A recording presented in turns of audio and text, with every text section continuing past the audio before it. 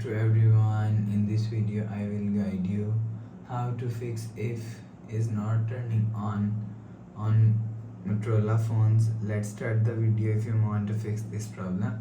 So first of all, go to app library, click on settings app. Now in setting, scroll down to and click on system and update. You will check your software update is latest. If it not latest, update your software latest. After update software latest, go back to home screen. You will see your problem is solved. But if it's still not solved, go to app library, click on settings app. Now in setting, scroll down and click on system and reset option. Click on reset all settings.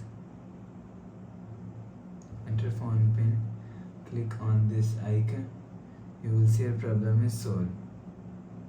But if it's still not solved, so restart device. Just click on side power button and volume up button at the time.